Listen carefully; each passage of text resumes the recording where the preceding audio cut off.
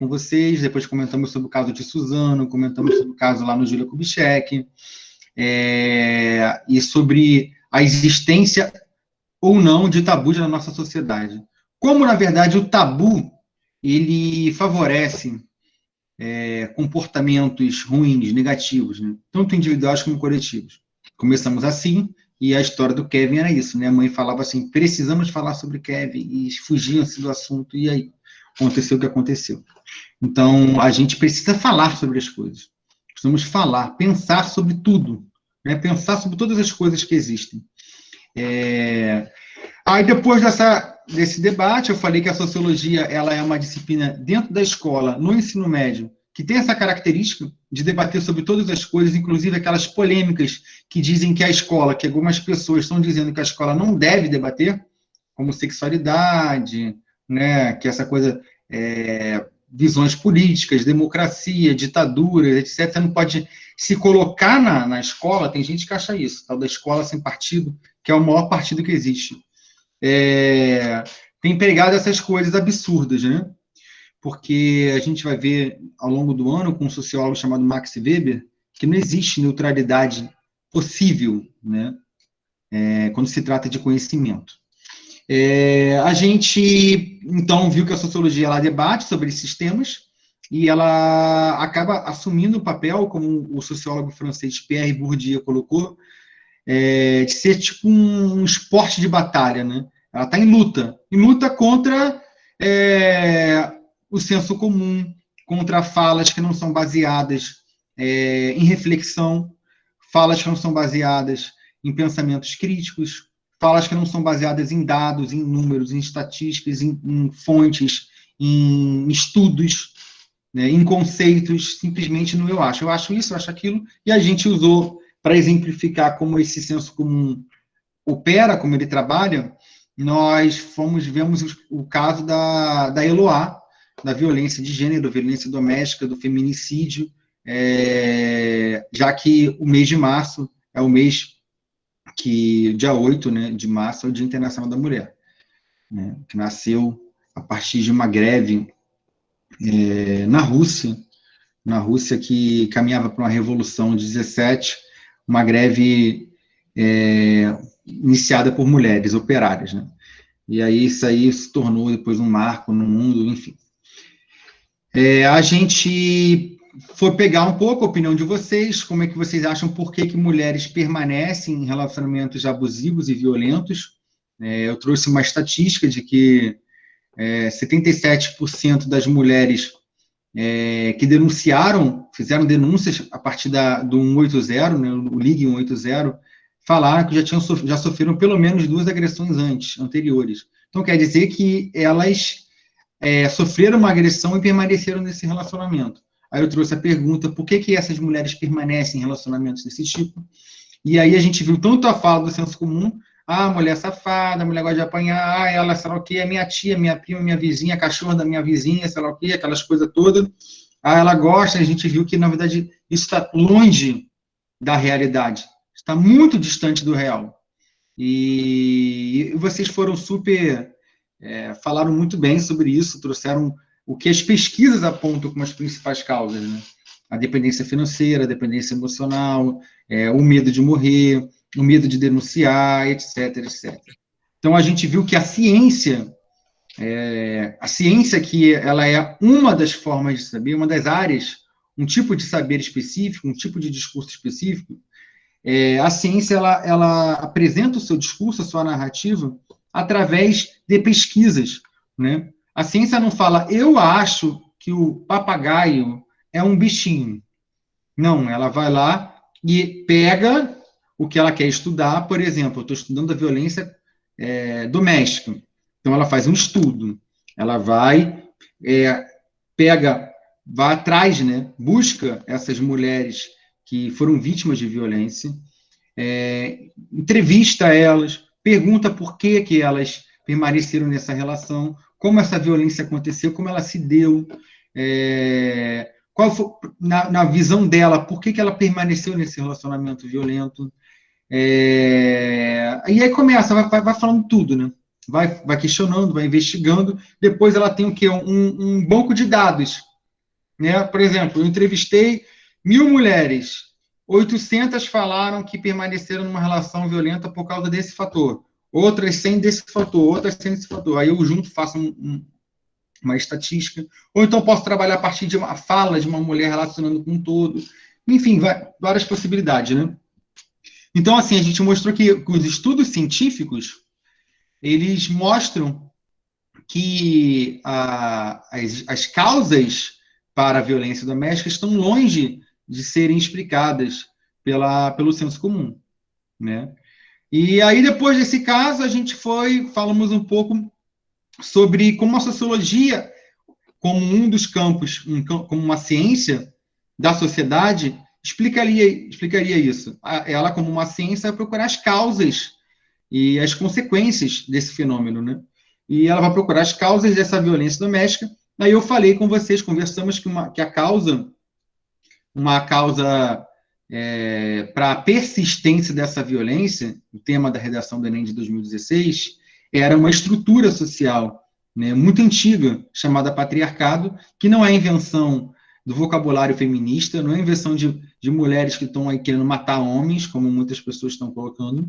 Na verdade, é o diagnóstico, é o estudo, é a evidência de algo que existiu de fato, como um código civil, um código político, um modelo de família, um modelo de sociedade que acabou no Brasil, não está presente na lei, mas ele ainda permanece nas consciências das pessoas. Como assim, Pedro, a consciência das pessoas? Sim, as pessoas continuam achando, muitos homens continuam achando que eles ainda têm o direito sobre o corpo da mulher, que aquela namorada que termina com ele, ela não pode escolher terminar com ele, que ela não pode ter tido um relacionamento anterior a ele, que aquele corpo é dela, que ela lhe pertence, etc. E aí, quando ela se separa, ele vai atrás, ele impede que ela tenha liberdade de escolha, né?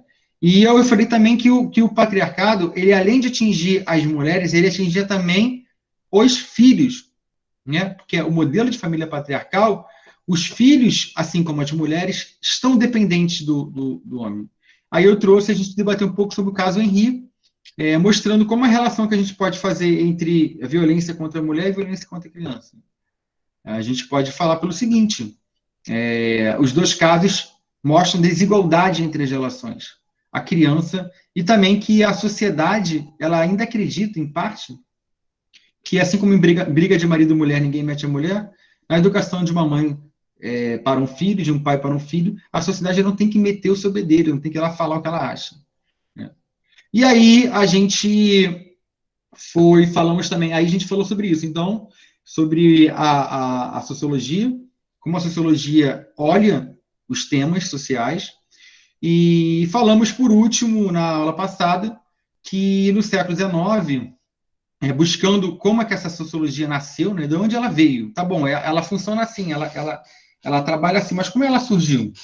Aí a gente viu que ela nasceu numa época de confronto entre saberes, né? Entre, enfim, lógicas de pensamento, que foi no século XIX, em meio a uma corrente de pensamento chamada de positivismo, muito forte no século XIX, e, na verdade, que era o desenvolvimento de tendências que já haviam anteriores, por exemplo, no século XVIII, o iluminismo, já enfrentando o que ele chamava de sombras, né? Era das sombras de misticismo, de ignorâncias, de superstições, que a gente era uma civilização afundada em mentiras que a religião passava, em dogmas, verdades inquestionáveis, e que a gente deveria ir para o campo da razão, né? Através da razão, examinar tudo, avaliar tudo, só considerar como certo e como verdadeiro aquilo que a gente pudesse contestar, examinar, né, racionalmente. Um dos desenvolvimentos dessa forma de pensar foi o positivismo, que colocou a ciência como um único campo de saber possivelmente verdadeiro. Como assim, professor? Somente, assim como diziam que apenas a religião dizia a verdade, apenas a ciência diz a verdade para o positivismo, e somente a ciência pode nos conduzir para a frente, para o progresso, para a ordem. Se lembra da bandeira nacional? Ordem e progresso. Ufa! Falei mais ou menos tudo que a gente viu até agora, viu? Quantas coisas. A aula vai estar gravada, vocês podem rever para vocês estudarem. Fiz uma revisão e eu dei como exemplo o conflito e a presença tão forte da ciência na nossa vida a partir de um exemplo cotidiano, como, por exemplo, todos nós. Para a gente estar aqui, a gente tem que nascer.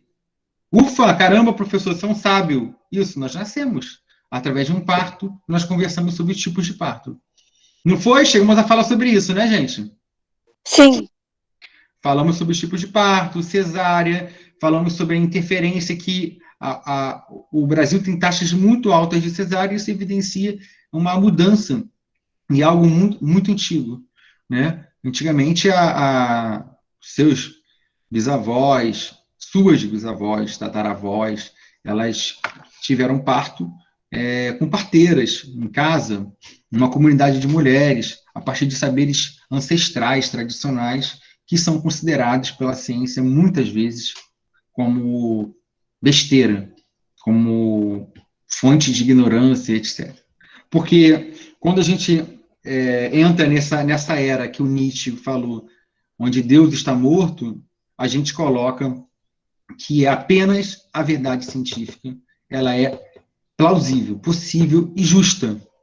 Né? Tudo o resto não serve. Isso é problemático, porque a gente, na verdade, passa a inverter a lógica. Antes, você tem o exemplo, Giordano Bruno foi queimado na fogueira porque ele falou uma coisa que nos parece óbvia hoje em dia, que a Terra não é o centro do universo, né?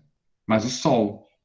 E aí, a gente tem uma série de saberes não científicos, mas saberes pautados na experiência empírica das pessoas, na experiência real das pessoas, de mulheres que, por vários séculos, né, participaram, criaram técnicas para facilitar e ter o melhor parto possível. Todos esses saberes são descartados pela medicina, aquela medicina dogmática, ortodoxa, positivista. Né? Não estou falando que toda. Né? A gente, graças a Deus, a gente está mudando um pouco isso. Bom, galera, feita a revisão, a gente entra na aula de hoje. A aula de hoje, vamos começar com um debate, né? E aí, depois desse debate, uma discussão, olhar de vocês, vamos entrar no conceito criado por um sociólogo francês, Émile Durkheim, de fato social. Vocês se lembram o que eu pedi para vocês na semana passada para esta aula dessa semana? Ver o documentário da linha 157 e ver o filme Contador de Histórias. Perfeito. Alguém conseguiu assistir ou o documentário ou o filme?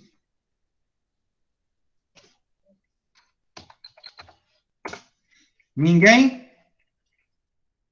Eu já tinha visto o filme O Contador de Histórias. Isso, você E eu falou. tinha começado, e eu vi até a metade do documentário da linha 157. Aí, a Mel falou aqui que conseguiu assistiu o documentário, a Luísa assistiu o filme, a Marcela esqueceu de tudo. E vamos lá, vamos ver aqui a Luísa e a Mel, que falaram que assistiram. O que vocês acharam, tanto do documentário como o filme?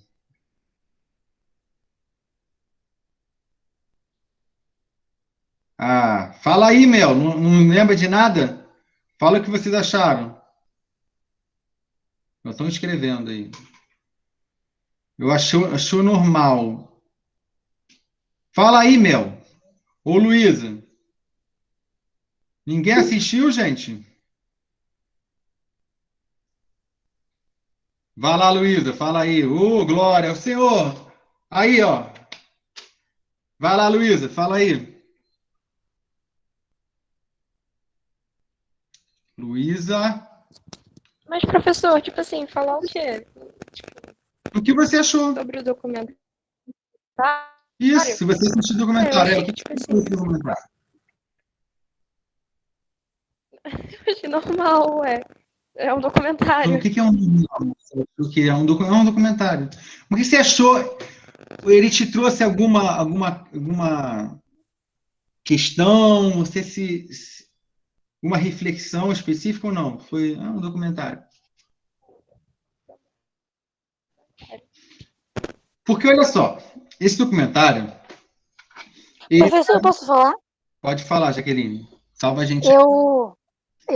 Peraí, eu achei o documentário muito triste, para falar a verdade.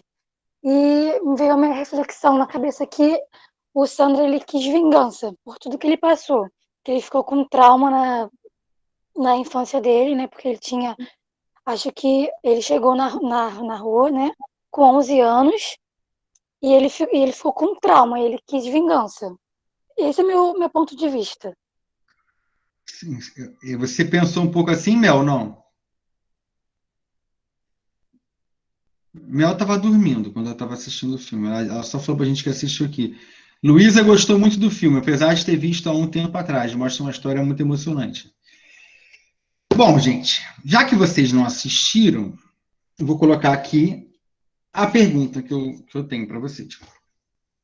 Eu acho que, sim, vale a pena. Quem quiser assistir um bom filme, assista o Contador de História. Ele é muito bom.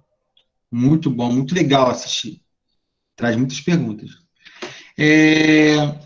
Para vocês, pela experiência de vida de vocês, pelo que vocês já passaram na vida, o que vocês já têm de experiência, né? Por que vocês acham que um garoto de 13 anos entra para uma vida do crime? Olhar de vocês. O que faz? Uma pessoa, você acha que esse garoto, ele já tem uma coisinha, tipo uma sementinha do mal dentro dele, já tinha uma coisa esquisita desde o nascimento, tipo que as pessoas atribuem uma psicopatia, ou é uma questão assim que na verdade, a pessoa é empurrada para essa vida. Vamos lá, vamos falar aqui a opinião de vocês e a gente vai analisando. Quem é a primeira pessoa que levantou a mão aí? Eu. Fala, Isis. Eu acho que os garotos de 13, 14 anos, meio que os adolescentes, né, que entram pro crime, muitas das vezes têm problemas com a família. Aí, meio que, vamos supor, eles, para se livrar disso, entre aspas, eles entram pro crime. Eu penso assim, cada um tem sua opinião. A Isis falou. Pode seguir, gente. Estou ouvindo aqui eu falar de vocês. Tem 4 pessoas que levantaram a mão. Professor, eu acho que tem pessoas que entram para a vida do crime por necessidade. E alguns também entram porque gostam de carro, carrão, joia, coisa e tal. Mas tem uns que entram por necessidade mesmo e outros também entram por influência de um pai ou de algum amigo que está na vida e fala que é bom e tal, o que ganha, e a pessoa acaba indo pela influência também. A Bruna falou, a Isis falou. Posso falar? Pode falar. Vai, Isis, fala. Rapidinho, sobre o que a Bruna falou, por questão de influenciamento. Eu também acho muito isso, sendo que sobre questão de carro, essas coisas assim, de tudo que ela falou, eu acho que o pessoal mais adulto, entendeu? Sendo o pessoal, tipo assim, da adolescência, eu acho que é muito mais por causa de família. Por muitas coisas, tem muitos colegas meus, que entram, que são adolescentes, que é muitas das vezes por problema de família. A Miel levantou a mão. A Paola quer falar também? Eu quero falar. Fala, Paola. Finalmente. Então, eu conheço muitas pessoas nessa vida aí e tal, e eu já vi muita indo pra aí, entendeu? E, tipo, eu acho que elas vão pelos exemplos, sabe? Porque cada um tem um jeito de criação. Então, tipo, eu fui criada de um jeito, eu sou desse jeito. E se a pessoa, tipo, não, os pais não ligam, sempre vive fora, tipo, tem amigos que também são desse corre, assim, sabe? Então, tipo, com certeza eles vão ser, mas nem sempre, mas tipo, 99% que vão ser, por causa dos exemplos. E, tipo, não é porque tá passando por muitos momentos difíceis. Realmente, isso também. Mas nem sempre é por causa disso. carrão, esses bagulho assim, gente, sinceramente. Criança, eu acho que não, mas ok. Então, na minha opinião, eu acho que são os exemplos. Tipo, se você. A minha mãe, ela me ensinou de um jeito que, tipo, o meu irmão hoje em dia, ele não é assim por causa da minha mãe. Porque se dependesse do pai dele, ele seria. O meu pai, ele já é assim. Ele. Mas, por isso que eu tô falando, tipo, por causa de exemplos e por causa de problemas e tal, porque meu pai já sofreu muitos problemas, então ele entendeu? Se deixa levar. Então, eu não sei, mas a dicção está maravilhosa. Então, na minha opinião, exemplos, entendeu? Exemplos, educação, problemas familiares, problemas emocionais, influências, tudo que vocês estão colocando aqui. Quem mais levantou a mão? Vai lá, Mel. E a Luísa também levantou a mão, né? Eu reforço o que eu falei na aula passada, que, tipo assim, eu acho, assim, na minha opinião, é sobre... Ai, tá, calma. O que a Isis falou, e tá todo mundo falando que... Ai, eu esqueci a palavra. Depois eu volto, pessoal. Tá, depois você retorna, o som tá ruim. Cadê a Luísa, que levantou a mão também? Pode falar, Luísa. Ah, tá. Obrigada.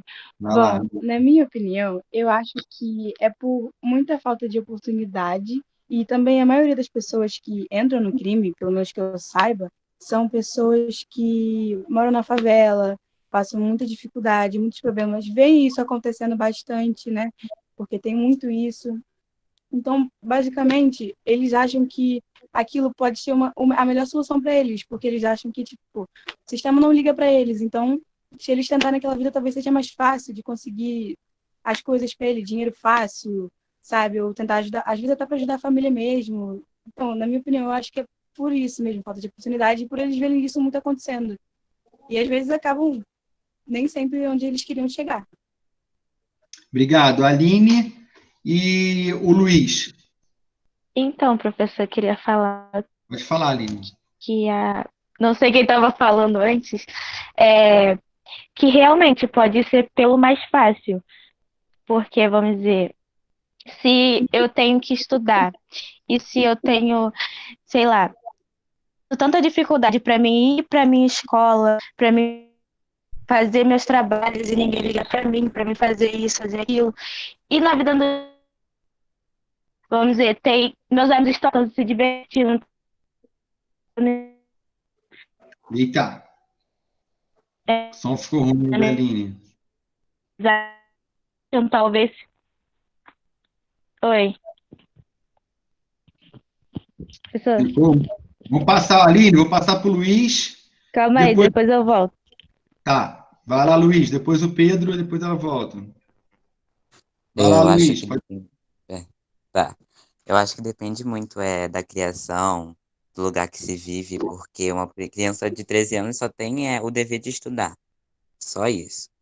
E acho que é mais pela criação de como é criado, os exemplos que tem na casa, os exemplos que tem no lugar que vive. Ponto. Luiz falou. Fala, Pedro. Eu achei estranho. Pedro não fala, Pedro só escreve. Levantou a mão sem querer. Quem é agora que levantou a mão? Lilian, né? Lilian levantou a mão. Professor, eu concordo com a Luísa, porque a maioria das pessoas assim que tem e tal são da favela e também por causa do ensino às vezes, né? Porque a gente tem o costume de tipo das pessoas que moram aqui e tal, e tem pessoas que dão um exemplo de ser às vezes, e também problemas de família, porque tem família que vai desmotivando e tal. Aí a pessoa também fica com aquilo na cabeça e pode acabar entrando também e se metendo nas coisas. Sim, tem.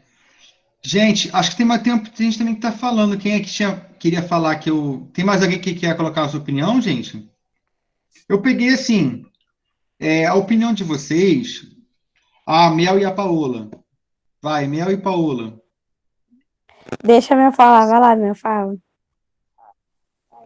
Então, tipo, reforçando o que eu falei na semana passada, eu acho que ninguém nasce, tipo, sabe, mal com, então eu vou para aquele lado, entendeu? É mais as influências que tem em casa, o modo que é criado e quando a pessoa vai se tornando adulta, ela vai escolhendo o seu caminho. Então, depois de um tempo que eu acho que a pessoa começa a decidir, e aí, às vezes, algumas pessoas acabam sendo influenciáveis. Entendeu? Isso aí. Cadê e a Paola agora? Pode falar. Tá, então, sobre o que a Lília e o Luiz falou, tipo, lugares, sim, velho, tipo, se você morar em morro, e lógico que você vai ser, não é, tipo, 100% ou 90%, mas é 50% que você vai ver, porque você vai estar vendo o que eles estão fazendo, você está vendo a convivência, entendeu? Então, tipo, ainda mais se for parente. Então, aí, tipo, se eu morar em rua, lógico que eu não vou ser, porque eu não vou estar vendo, não vou saber, mas eu vou. Tipo, eu não vou saber o que tá acontecendo, eu não vou saber, entendeu? Então, tipo, é lógico que é a convivência, o lugar, o exemplo, são tudo, só, tipo, entendeu, professor? Entendi. Gente, olha só. Muito obrigado pelas falas de vocês. Houve uma coisa, vocês falaram várias coisas, né? Mas há algo em comum entre todas as falas de vocês. Ninguém aí colocou um olhar biologizante. O que é isso, um olhar biologizante? Vocês não colocaram que não deram explicações como se fosse assim, a priori. O que é a priori? Antes das pessoas existirem. Exemplos. Tem gente também, professor, que tem uma índole ruim. Tem gente que tem uma natureza ruim. Tem gente que também não adianta. Recebeu tudo, mas a pessoa já tinha aquela coisa com ela. Essas falas são muito fortes. Muito, muito, muito fortes. Inclusive para justificarem propostas como a da pena de morte. Por exemplo, tem que ter pena de morte que não adianta. Essa pessoa é ruim e acabou, não tem jeito. O que vocês colocaram, vocês atribuíram muito mais ao exemplo, à família, a traumas, a necessidades, a educação, uma educação negativa, a ausência de referências positivas, a própria sociedade, no aspecto que ela, por exemplo, apresenta o que é o bom e impede você de ter o que é o bom, né? Te apresenta a roupa cara, o vestido caro, o tênis de marca, o programa perfeito, e você vê que a sua mãe trabalha o dia inteiro e não consegue garantir isso, e nem consegue chegar em casa de noite e dar atenção para você, porque muitas vezes ela trabalha pra caraca, chega cansado, sem paciência, e você fala, essa vida não é. Então, vocês deram vários exemplos aí, e são muito importantes a gente pensar sobre isso, porque a gente está numa época muito complicada, com a pandemia, com o desemprego em massa, com uma série de problemas que os jovens estão passando. Vocês, por exemplo, fora da escola, vários jovens estão desenvolvendo problemas aí que a gente nem sabe, inclusive emocionais, de violência dentro de casa, porque a escola no Brasil, ela não é só um espaço de educação, ela é muitas vezes um espaço de proteção social também. Apesar dela ter muita violência, dela ser disciplinar, dela ter bullying, preconceitos, mas muitas vezes a escola é o lugar onde essa criança ou o jovem se sente seguro, né? Em casa tem parente que tem problemas com droga, com alcoolismo,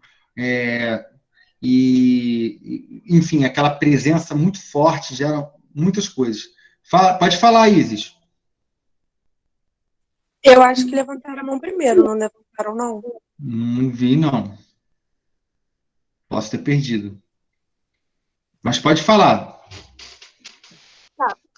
Eu acho que eu tô meio que mudando um pouco o assunto, mas só para falar mesmo. Professor, sobre rejeição familiar. Eu acho isso uma coisa muito difícil para as pessoas, principalmente para as crianças de 11 anos. O que você tem sobre a sua opinião sobre isso? O que eu tenho Exatamente. Opinião. vou tentar juntar em relação. Eu acho assim, ela é um problema muito grave, porque, na verdade, ela é 11 anos, porque ela já está encaminhando para a adolescência, né? Pré-adolescência, e os seus comportamentos vão se sistematizando. Mas, na verdade, a criança, desde que ela nasce, o bebê, ele sofre com a rejeição. Ele sofre com a ausência. Primeiro que quando o bebê nasce, ele não se entende como um sujeito distante do corpo da mãe. Ele é um sujeito, a mãe é outro sujeito, então o eu dele não está formado. Então, quando você tem uma mãe, por exemplo, que ela pariu e ela desapareceu, o bebê vai sofrer, vai ter um impacto na vida do bebê. A criança de 3 anos vai ter um impacto. A festinha na escola do Dia das Mães vai ter um impacto no você. E sair com 11 anos vai ter outro impacto, a rejeição, você se entender como um problema, se entender que ninguém gosta de você não ter acolhimento, você ter um afeto, você não ser compreendido. É como eu falei, sempre que eu falei do caso do Tabu, que eu falei do Kevin, isso vale para a família, né? A gente não debate as questões, a gente não conversa. Agora, alguém escreveu aqui no chat, já não lembro, que é muita coisa.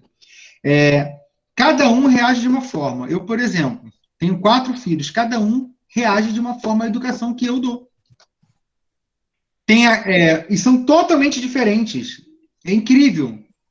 Vive na mesma casa, sabe? Tem direito às mesmas coisas, tem as mesmas obrigações, e cada um é de uma forma. Existe uma coisa que é da personalidade também, e de como você lida com isso. Agora, existe também o campo de possibilidades que é aberto.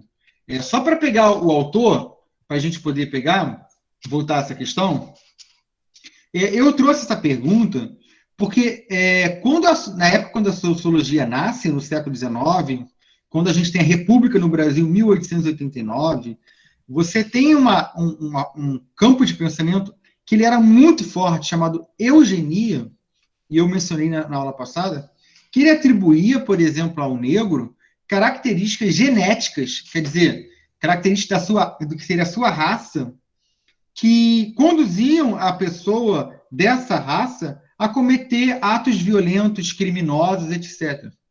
E eu dei até o exemplo da fala do Sérgio Cabral, que saiu no jornal sobre a Rocinha, que ali haviam sementinhas do mal, que as mulheres grávidas eram a barriga delas, né, o útero delas eram fábricas de marginais.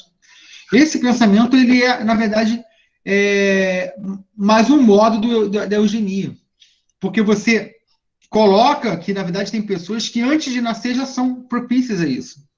E o Durkheim, apesar dele ele é um dos sociólogos clássicos, apesar dele ter dialogar com essa vertente positivista, ele já traz de outra forma. Ele quer construir uma sociologia, uma ciência social que aborde os fenômenos sociais, como, por exemplo, a violência, que a gente está falando aqui, através de um lado que seja totalmente distante da biologia. Então, o que ele faz? Ele atribui, primeira coisa, ele fala que a sociologia ela pode falar dos assuntos, dos temas sociais, tratando eles como fatos. O que quer dizer isso, professor? Presta bem atenção, gente, porque eu vou cobrar isso e vocês podem perguntar. Quando eu trato isso como um fato, por exemplo, abandono familiar, como a Isis colocou, eu vou tratar isso como um fato, quer dizer, isso é um fato, é um fato científico. Então, ele é objetivo. O que quer dizer? 2 mais 2 é igual a 4. Seja no Brasil, seja na Argentina, seja no Japão, 2 lápis mais 2 lápis é igual a 4 lápis. É objetivo, né? Na visão. É claro que existem umas complicações em relação a essa objetividade, que tem a influência da cultura, mas para o olhar do cientista, isso é um fato objetivo. Se eu jogar a minha caneta para o alto e nada mudar o seu destino, o seu caminho, ela vai cair. A lei da gravidade, a lei da natureza, que seria a physis. Então, são o quê? É objetivo e independente da minha vontade, é exterior ao indivíduo. Opa, professor, explica isso. Simples. Para ele, esses fenômenos sociais, eles são como fatos sociais, são objetivos. O cientista, a pessoa pode analisar eles como se fosse uma coisa, um objeto, e eles são exteriores ao indivíduo, eles são independentes. Por exemplo, a violência urbana, o tráfico de drogas, já existe antes de eu nascer. Então, independente da minha existência, eles existem lá, como um fato, independente de mim. Eles estão acima de mim também. Então, os fatos são exteriores, né? Independentes da minha existência, eles existem. Eles são objetivos, podem ser analisados como se fosse uma coisa, qualquer fato da natureza. E eles estão acima, são da sociedade, estão acima do indivíduo. Isso quer dizer, por exemplo, vou dar um exemplo para vocês. Eu, quando tinha 15 anos, eu era roqueiro e gostava de heavy metal, etc. E aí eu, tinha uma calça jeans, fui lá, rasguei minha calça jeans para andar com a calça rasgada. Hoje em dia tá na moda, né? Você compra a calça de R$200, ela rasgada. Mas na época era coisa de metaleiro, né? A gente botava aquelas correntes do lado, tudo de preto. Aí eu tava no ônibus, aí eu soltei do ônibus, aí uma mulher chegou, olhou para mim e falou assim, desculpa a palavra, né? Ô babaca, rasga no cu essa calça. Desculpa o palavrão. Mas ela falou isso. Na hora eu senti uma vergonha. Rasga naquele lugar, sei lá o quê. Fiquei com uma vergonha, sabe o que eu fiz? Fui lá e não usei mais. Não usei mais a calça. Fiquei meio envergonhado que eu não queria ser... Eu falei, caramba, olha só, ela mandou rasgar naquela pessoa, uma pessoa que eu nem conhecia. E tem gente que não ia falar assim, rasga você, só sei lá o quê, lá, vem pra porra, sei lá o quê. Então, é isso, eu rasgava dela, abusada. Então, eu na hora fui assim, eu tinha 13 anos, 14 anos, e aí eu parei assim, não quis usar. Assim como, por exemplo, eu tinha um cabelo grande, eu ia para a escola, aí me botaram no apelido de Alex Kidd. Eu tinha um cabelo todo assim, todo pro alto, assim. Então, quer dizer, isso tudo são constrangimentos sociais que fazem o quê? Agem como fatos sociais. Quer dizer, o meu comportamento individual, ele acabou sendo influenciado pela fala coletiva. Então, a pressão moral da minha turma, daquelas pessoas que estão ao meu redor, influenciaram o meu comportamento. Então, assim, o julgamento moral da sociedade fez eu parar de usar assim. Tem gente, por exemplo, o julgamento moral da sociedade faz pessoas não assumirem a sua sexualidade, né? Elas, desde cedo, sentem atração por pessoas do mesmo sexo e não conseguem, porque na religião, em casa, a família, amigos, na igreja ou em outra religião, acham que isso é pecado, coisa do demônio, que você vai morrer, vai queimar no inferno, que sei lá o quê, que você não tem como você tem que você está com algum problema, você tem que se curar. Então, você o quê? Você é influenciado pela sociedade e ela molda o seu comportamento. Professor, então, me explica o seguinte, então, fato social é um fato social, como ele acontece? Acontece assim, quando a gente vê o quê? A sociedade agindo sobre nós, indivíduos, e moldando o nosso comportamento. Então, na visão do Durkheim, por exemplo, ele fala muito sobre o crime. Sobre o crime. O que ele fala? Ele fala que toda sociedade tem crime, atos criminosos, né, que infringem a lei, etc. Só que, como ele se inspirava muito na ciência do século XIX, ele busca o quê? Leis, regras, normas.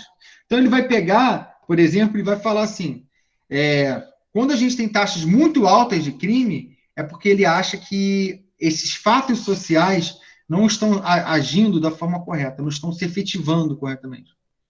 Que o fato social está enfraquecido, ele vai chamar um estado de anomia, por exemplo. Os seres humanos não estão obedecendo às regras morais, a moral não se está estabelecendo na sociedade.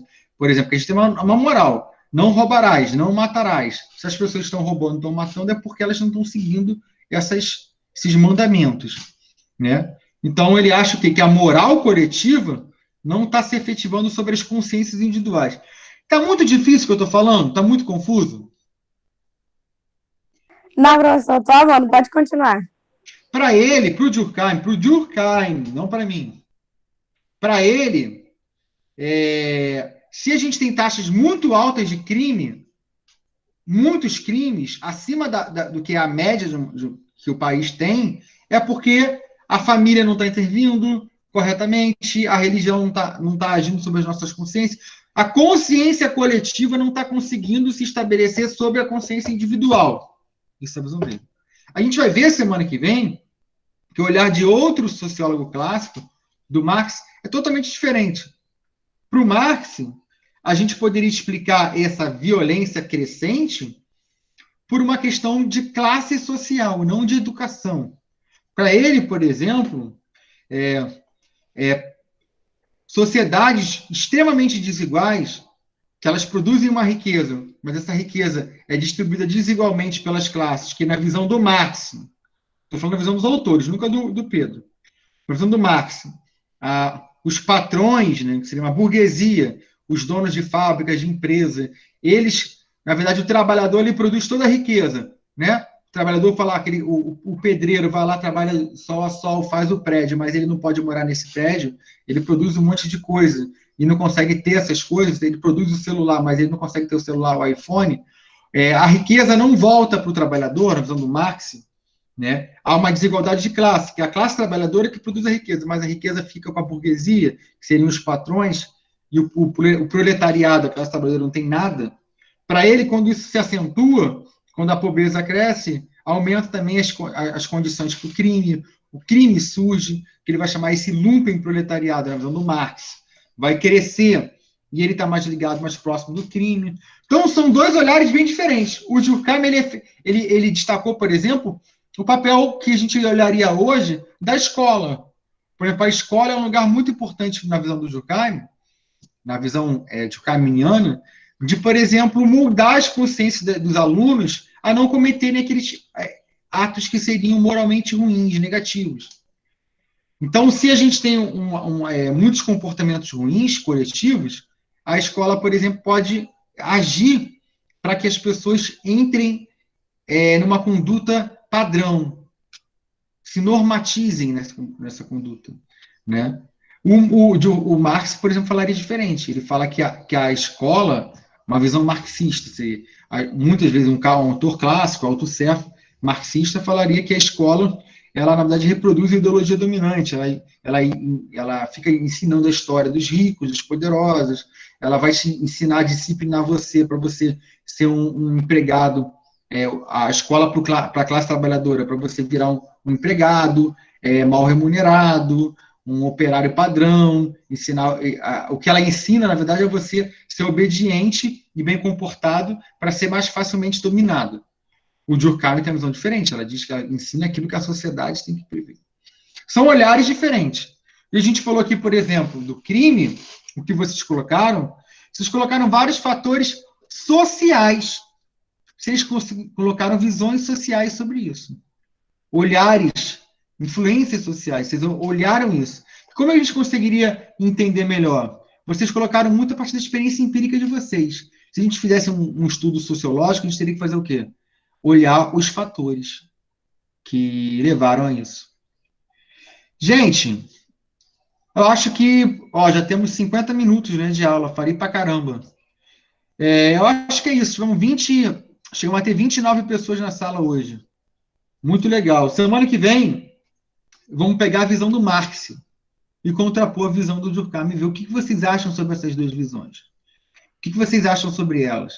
Por exemplo, só qual é em relação a essa questão do crime?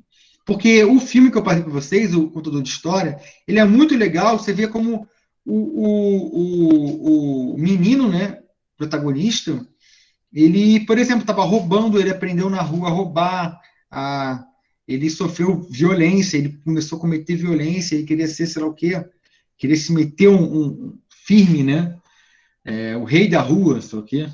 e a presença de uma pedagoga francesa que acolhe ele, muda o destino dele, né?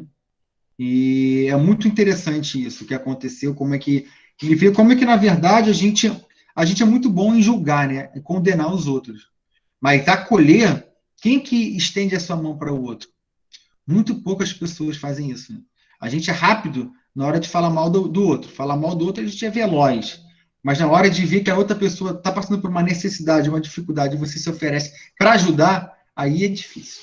Eu vi muito isso, né? Vejo muito isso na escola. Inclusive, antes da pandemia, teve um caso que marcou muito, uma menina que ela era da 2003.